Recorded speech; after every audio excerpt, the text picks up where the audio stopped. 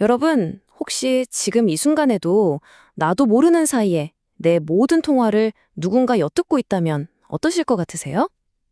오늘은 거의 완벽하게 숨겨져 있던 수백만 명을 노렸던 바로 그 감시 네트워크의 실체를 파헤쳐 보겠습니다. 자, 이 이야기의 시작은요, 겉보기엔 정말 평범한 사건 하나에서부터 출발합니다. 한국에서 일어난 소액 결제 사기 사건이었는데요. 피해액이 우리 돈으로 약 2억 원, 미화로는 한 18만 달러 정도 됐습니다. 근데 말이죠. 이게 정말 단순히 돈 때문에 벌어진 일이었을까요? 어쩌면 이 작은 사기 사건이 훨씬 더 거대하고 위험한 무언가를 감추기 위한, 뭐랄까, 빙산의 일각에 불과했다면요? 자, 그럼 사건 개요부터 한번 짚어보죠. 2025년 9월이었어요. 피해자는 368명. 근데 이 불법 기지국에 연결된 기기 수가 무려 2만 2천 개가 넘었습니다. 얼마 안 가서 용의자들도 잡혔죠. 딱 여기까지만 보면 그냥 평범한 모바일 사기 사건처럼 보이죠? 이 모든 작전의 심장부에는 바로 이 작은 상자, 펨토셀이 있었습니다. 맞습니다. 바로 이 장비 하나가 이 모든 걸 가능하게 만든 핵심 열쇠였던 거죠. 펨토셀이 뭐냐면요. 보통 가정이나 작은 사무실에서 통신 신호가 약할 때 그걸 증폭시켜주는 소형 기지국이에요. 그런데 진짜 놀라운 사실이 뭔지 아세요? 이미 2014년에 연구자들이 이 펨토스를 해킹해서 도청 장비로 바꿔버릴 수 있다는 걸 세상에 알렸다는 겁니다. 다시 말해서 이 위험성은 10년도 더 전부터 알려져 있었는데 사실상 그냥 방치되고 있었다는 뜻이죠. 그런데 바로 여기서부터 이야기가 완전히 다른 국면으로 접어듭니다. 진짜 미스터리가 시작되는 거죠. 수사관들이 기존의 모든 가설을 뒤집고 의심하게 만든 도저히 설명이 안 되는 단서들이 하나둘씩 나타나기 시작했거든요. 자, 이 화면 좀 보세요. 뭔가 좀 이상하지 않나요? 체포된 용의자들은 기술이라고는 전혀 모르는 중국인 일용직 노동자들이었어요. 그런데 이 범죄는요, 실시간으로 데이터를 가로채야 하고 아주 고도로 조직화된 기술 공격이 필요한 일이었습니다. 그러니까 용의자들의 수준하고 범죄의 스케일이 전혀 맞지가 않았던 거예요. 그리고 이 미스터리의 활용 점정, 바로 6번 펨토셀입니다. 이 기기는 무려 305일 동안 그것도 4개의 돌을 넘나들면서 계속 작동하고 있었어요. 그런데 놀랍게도 단 한 건의 금융사기에도 쓰이지 않았습니다. 목적은 오직 하나, 감시였던 거죠.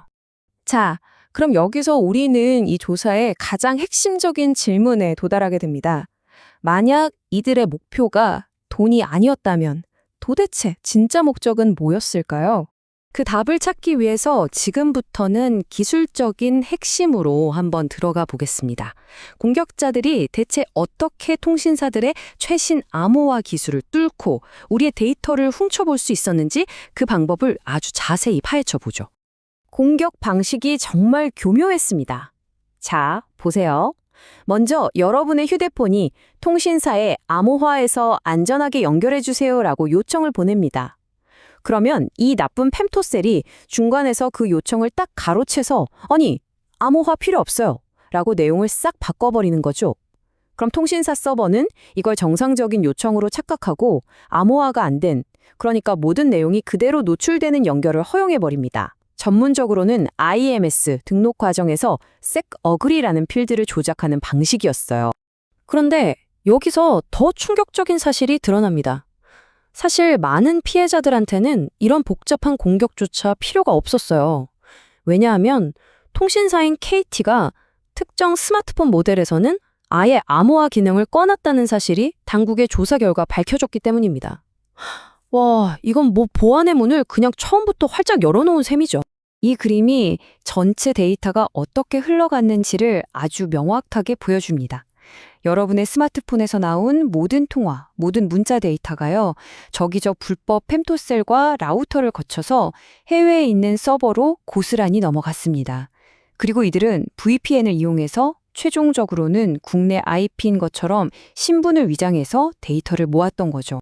그리고 이 모든 거대한 작전을 가능하게 만들었던 단 하나의 치명적인 약점, 바로 이겁니다. KT가 무려 15만 7천 개에 달하는 전체 펨토셀 네트워크에 똑같은 인증키를 딱 하나만 사용했다는 겁니다. 이 키 하나만 손에 넣으면 공격자는 나 KT 공식 기지국이야 라고 행세하면서 원하는 만큼 유령 기지국을 만들어낼 수 있었던 거죠. 사건이 알려지고 나서 KT가 부랴부랴 대응에 나섰습니다. 하지만 과연 그 조치들이 정말 근본적인 문제를 해결했을까요? 우리 같이 한번 따져보겠습니다. KT가 내놓은 긴급 패치 내용은 이렇습니다. 먼저 인증서 유효 기간을 1개월로 확 줄였고요. 개인키도 이제 암호화해서 저장한다고 합니다. 그리고 외부에서 원격으로 접속하는 SSH 접근도 막았고 문제가 됐던 특정 모델의 암호화 기능도 다시 켰다고 하죠. 하지만 여기엔 결정적인 한계가 있었습니다. 이 모든 조치가 전부 소프트웨어 기반의 땜질 처방이었다는 거죠. 진짜 하드웨어 레벨의 강력한 보안을 위해서는 HSM이나 TPM 같은 전용 물리 보안 칩이 반드시 필요한데 이게 쏙 빠져 있었던 겁니다. 이건 비유하자면 튼튼한 금고를 사놓고 비밀번호를 금고 위에 떡하니 붙여놓은 거랑 똑같아요. 마음만 먹으면 누구든 열 수 있다는 뜻이죠. 그래서 이 화면에서 보시는 것처럼 패치를 했는데도 불구하고 여전히 심각한 취약점들이 그대로 남아 있습니다. 예를 들어서 볼테 통화에 실제 목소리가 담긴 RTP 스트림은 여전히 암호화가 안 돼서 도청이 가능하고요. 또 IMSI나 IMEI 같은 여러분 스마트폰의 주민등록번호나 마찬가지인 고유식별자도 여전히 빼낼 수 있습니다. 그렇다면 이게 단순히 KT라는 통신사 한 곳만의 문제일까요? 절대 아닙니다. 이번 사건을 통해 드러난 이 취약점들은요, 사실 전 세계 통신망이 공통적으로 안고 있는 구조적인 문제에 가깝습니다. 그리고 아마 이 부분이 이번 이야기에서 가장 소름 돋는 지점일 겁니다. 만약에 돈에 눈이 먼 그 범인들이 소액결제 사기라는 어설픈 짓을 저지르지 않았다면 이 거대한 감시 시스템은 아마 지금 이 순간에도 완벽한 비밀 속에서 조용히 돌아가고 있었을 거라는 사실입니다. 모든 게 정말 우연히 발각됐다는 거죠. 마지막으로 여러분께 이 질문을 던지고 싶습니다. 과연 지금 이 순간에도 우리 눈에 전혀 보이지 않는 곳에서 우리 모두의 통화를 엿듣고 있는 유령 네트워크는 전 세계에 얼마나 많이 돌아다니고 있을까요? 오늘 준비한 이야기는 여기까지입니다. 앞으로도 이런 깊이 있는 분석을 계속 보고 싶으시다면 구독과 좋아요로 꼭 좀 응원해주세요. 저희가 다음 콘텐츠를 만드는데 정말 큰 힘이 됩니다.